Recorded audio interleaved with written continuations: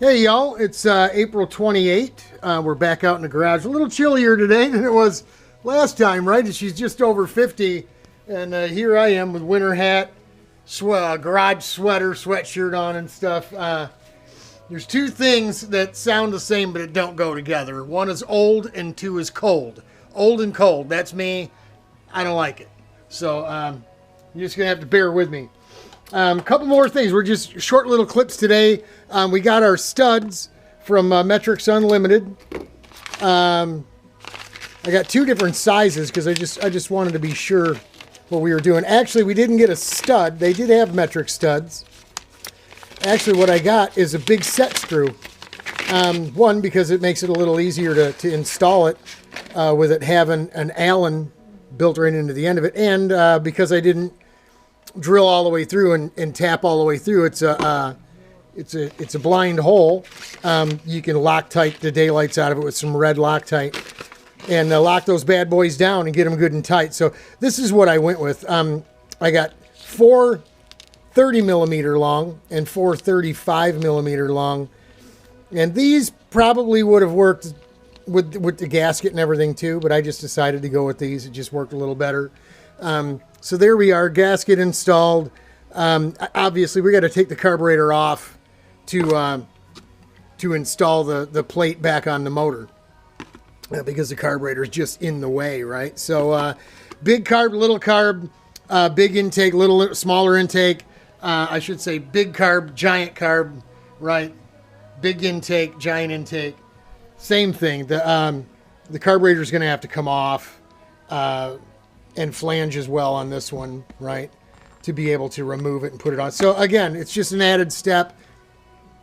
It adds 30 more seconds to the process. So what we're doing is what we're gonna do right now is I just got a drill bit out of the index. That's the right size for the countersink. We're gonna countersink here. No, I don't have countersink drill bits. I also don't have a Bridgeport, but I'm able to do whatever I need to do. So this works. Because you're opening it up so far, I don't know if you can actually see in there the difference between the through hole size and the head of the bolt size. There really isn't a lot of angle to this thing. You know, if you take a whole bunch of that off, the whole center of that out of there, there's really not a whole bunch there that's, you know, going to hold us up from bolting down correctly. So this will work. I've done it this way forever and ever, and it works fine. So what we'll do is we'll go chuck this up in a drill press. We'll set up the stop on the feed so it only goes about halfway through, because that's really what we're getting here is about the depth of half of the aluminum.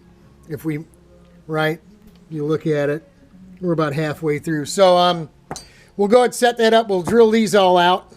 And what we're going to do is before we install this one on the cart, we have to match this hole up to what is going on in the reed cage with the conveyor, or in American terms the stuffer. So what we'll do is we'll just take some abrasives. We just went and bought some barrel sanding abrasives, right? And we'll take a bunch of these and the arbor over to Rich's place, and we'll fudge this in. We'll bolt it up. Note by eye where it needs to be opened up, right? And we'll just open it up a little at a time until it fits. And then once it fits, we can go ahead and get this one, get the sealer all over everything and seal it all back up and actually bolt that one on. Then that'll be on, and that's going to be what we go with testing first. Then once we, we got our 40 millimeter hole lined up, we bring this thing back over here, and where you see we've already got the marks there. We'll make sure it's still where we want it to be. We'll get us out some hardware. Probably, I'm going to guess, probably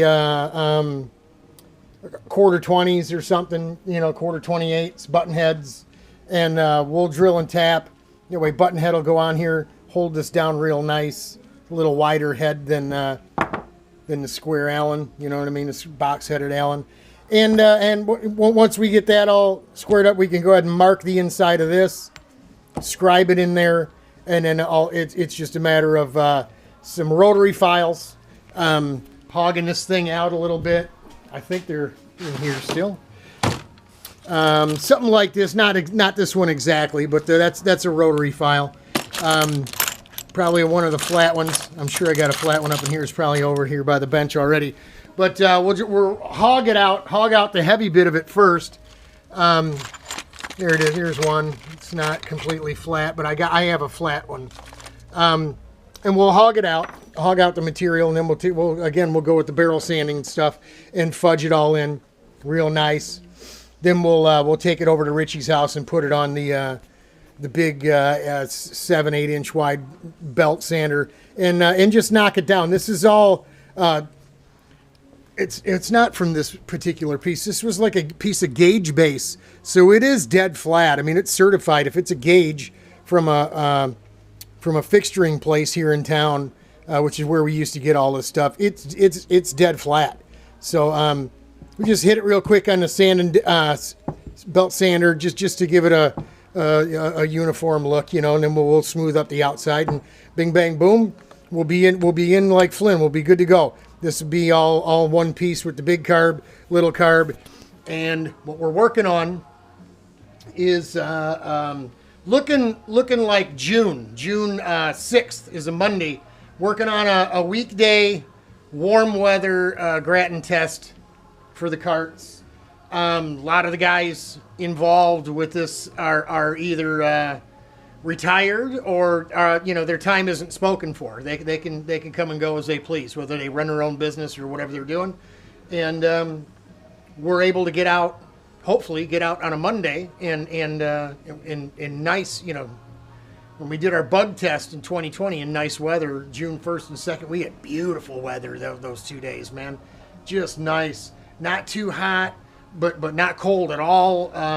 Really nice, man. I mean, yeah, you worked up a sweat, but it wasn't hot and humid like it is in July out there in August. So we're working. That's why. Gee, Robert, why don't you just bolt this one on? Because while we're here, while we've already got it off, let's go ahead and doctor this one up, work this one up too. And so come June, if that's the date we pick. We also had a date 2.5 weeks out in May. Just got maybe half a handful of responses. I sent the email out to probably 35, 40 guys yesterday.